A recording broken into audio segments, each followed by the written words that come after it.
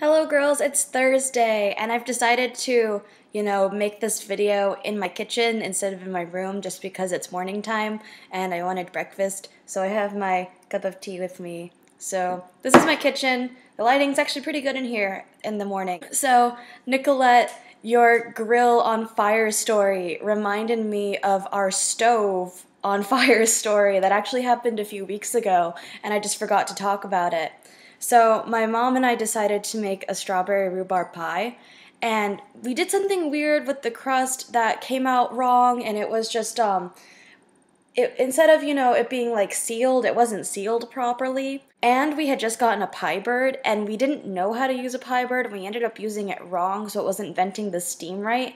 And we forgot to put a baking sheet on top under the pie dish, so it just created this horrible situation where the filling came out of the pie into the stove. And my mom's like, okay, after the pie's done, we're going to clean the stove and it'll all be good. So she turns on like the clean stove function, and a couple minutes later I just hear, oh my god, oh my god, oh my god, and I look over in our stove. There's a fire inside our stove, and I'm like, oh, okay, what do we do, what do we do? We couldn't get the door open because when you put the clean setting on our oven, the door locks. So my mom was freaking out, and because she was freaking out, I couldn't think. So I ran out and I get my dad, and I'm like, Dad, our stove is on fire. So he grabs the stove, he comes in, he grabs the stove, he pulls it out from the wall, and he unplugs it. And it's like, well, that works. Of course, I'm too weak to do that. And then it, the stove opens up and everything. And he says, oh, next time that happens, if you can't, if it doesn't, stop being on fire when you unplug it, just kick it out the back door. So it's like, yeah, stove on fire. So I can totally relate to your grill being on fire because it's very scary when things are on fire and they shouldn't be. On Monday, I had a dentist appointment and they took x-rays of my teeth, and it turns out, of course, that I have to get my wisdom teeth out this summer. And I was just wondering if you guys had any advice as to your experiences with getting your wisdom teeth out and how that felt. And I've had oral surgery before.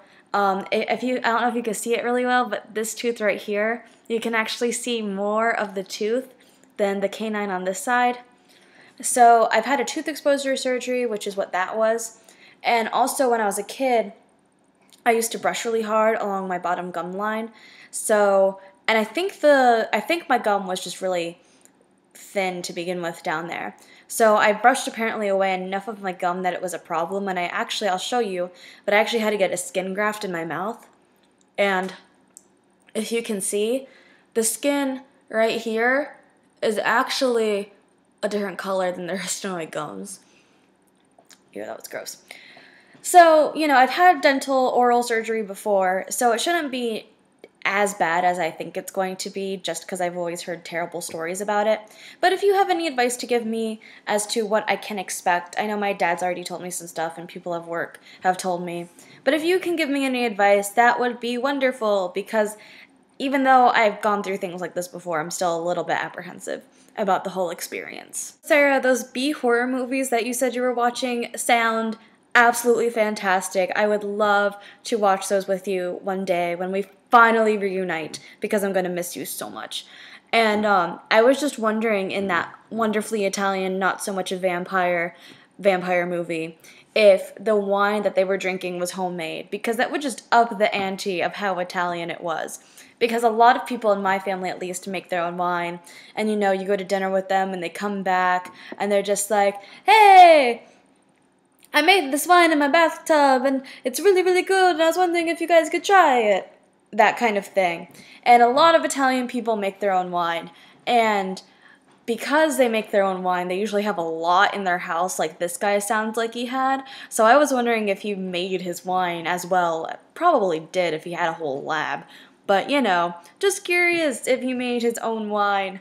Speaking of very Italian things, I went down to Connecticut over the past weekend, as you guys may know, to bring my mom down there to visit my aunt because she's very, very sick, and she's going to be with her for 3 weeks, helping to take care of her because she's not in a position to really take care of herself completely. And while we were down there, we were there for a very short amount of time, and as we were leaving, I'm getting in the mindset of saying goodbye to my mom for a few weeks and taking on more responsibility in my own house, and also getting in the mindset of being on the road for 6 hours. And I realized right after I get in the car, I forgot to say goodbye to my grandma. And it was an honest mistake because I just had so much on my mind. So I get out of the car to say goodbye to my grandma, and apparently she's very, very mad at me for this, even though it was really an honest mistake. So I get out, I say sorry to her, I explain that I just wasn't really thinking about it at the time.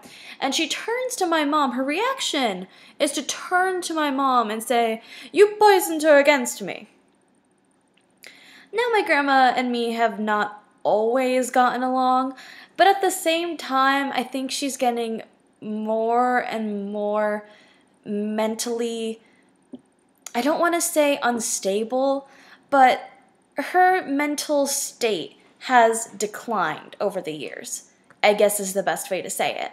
And it's not just my family she's been driving crazy. Like I said, my aunt's very sick, and the way my grandma thinks to cure any illness is to eat.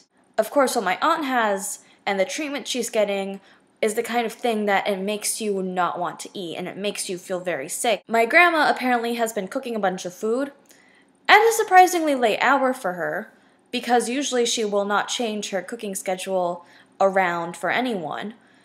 And so she's been cooking food and bringing it over to their house around 8 o'clock, because that's when they eat, so that she can have her cooking and get better.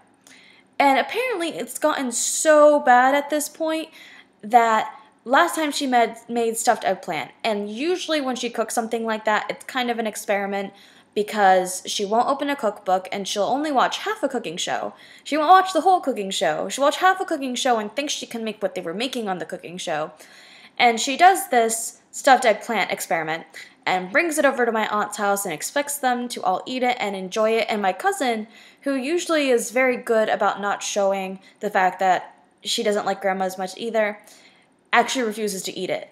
And for my grandma, she prides herself on her cooking, and if you don't tell her that her food was good when you visit her, then she gets upset. It just proves that it's not only my family that is thinking that this woman is going crazy, it's everyone. So we're thinking about, the fact that she is mentally declining, and the fact that, the way she does things is always more dangerous than it really needs to be. I mean, I'm honestly surprised she has all her fingers the way I see her hold knives. So we're thinking that she might need to live with someone soon. And she's actually open to the idea of living in a retirement community, which is good. But at the same time, I know she doesn't want to lose her independence, but I think she does recognize the fact that she needs to be around more people. I just really hope it helps her out, because even though I don't get along with her, I want my grandma to be okay. Sarah, your birthday is this Saturday, and I have not had time to prepare anything for you. Well, I have your present, and I haven't had time to send it yet, so I'll probably be sending that ironically on Saturday, which is the day of your birthday. So I'm really, really sorry that's late, and I just really hope you like it. And I'm sorry I really haven't had anything to prepare for you. I had an idea, and I was just like, I don't really know if I'll have time to do this. But I really hope you have a good birthday. I'm really glad that you got a really good gift already that you really, really enjoy. So that's really all I have to say. I know it really wasn't much. It was mostly just me responding to things, but I really liked your videos this week, Sarah and Nicolette. So I just really wanted to talk to you about those things. And Jessica, I miss your face. I'm really happy we're going to Skype tomorrow. Nicolette, we need to find time to Skype. I think I texted you yesterday. I'm pretty sure. I haven't checked my phone to see if you texted me back yet. Sarah, I'm really happy I got to talk to you on Sunday. Megan, I miss you a lot, and I'm really sorry we haven't gotten to talk yet. And I texted you back. You probably didn't get it because our phones apparently don't like each other. I don't know why this happens. I'll probably just message you on Facebook. But I love you girls. I hope to see a video from you tomorrow, Sarah. I understand if you don't have a video to post, but I love you guys. Bye!